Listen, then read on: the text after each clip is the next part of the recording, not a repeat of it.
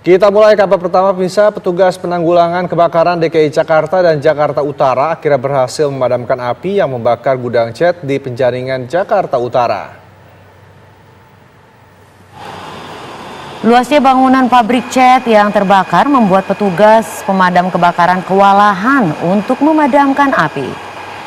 Meski sudah dilokalisir untuk tidak terjadi perambatan, namun banyaknya material cat serta bangunan yang sudah tidak stabil membuat proses pemadaman lambat dilakukan. Akibat lamanya proses pemadaman, sejumlah petugas menjadi kelelahan dan harus diberikan oksigen karena menghirup material kimia yang terbakar. Namun menjelang tengah malam tadi, petugas akhirnya dapat memadamkan api. Tidak ada korban jiwa dalam peristiwa tersebut.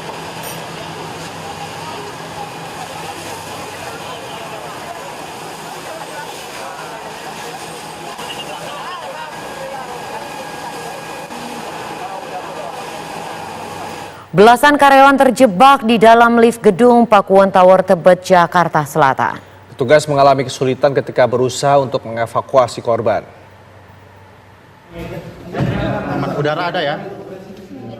Diduga mengalami gangguan sistem kelistrikan, belasan pegawai terjebak di dalam lift di gedung Pakuwon Tower, Tebet, Jakarta Selatan pada Senin malam. Petugas penanggulangan kebakaran dan penyelamatan sektor Tebet yang datang ke lokasi kejadian langsung bekerja. Ada 3 lift yang mengalami kerusakan sistem. Pada lift pertama, petugas berhasil mengevakuasi 6 karyawan.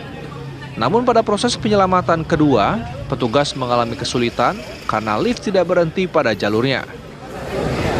Karena sudah tidak bisa lagi terbuka, itu di lift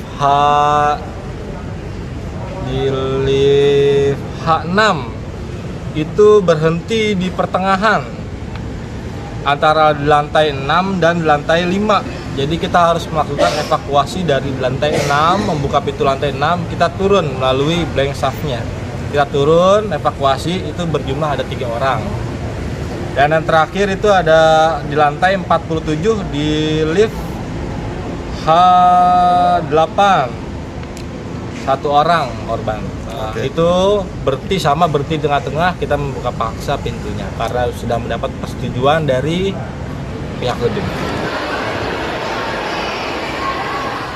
Tidak ada korban jiwa dalam peristiwa ini, seluruh korban hanya mengalami syok atas kejadian yang dialaminya. Di depan kita tadi. Dari Jakarta, Robin Freddy, TV One mengabarkan. Mario Dandi Satrio dilaporkan AG melalui kuasa hukumnya ke Polda Metro Jaya atas kasus pencabulan yang dilakukan Mario kepada AG. Itu merupakan ketiga kalinya kuasa hukum AG datang untuk membuat laporan polisi. Pada laporan ketiga ini, Polda Metro Jaya resmi menerima laporan polisi atas dugaan pencabulan yang diduga dilakukan oleh tersangka penganiayaan Mario Dandi Satrio. Untuk memperkuat laporan polisinya, tim kuasa hukum AG turut menyertakan 8 barang bukti yang 4 diantaranya telah diterima oleh penyidik. Dan ini sudah sepengetahuan anak AG juga.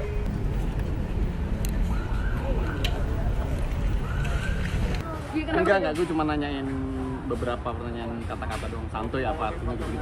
Itu terlapornya sendiri untuk kasus ini siapa aja? Terlapornya hanya MDS karena ini pelakunya adalah orang dewasa dan untuk pihak lain kami belum lihat ada unsur pidananya di situ.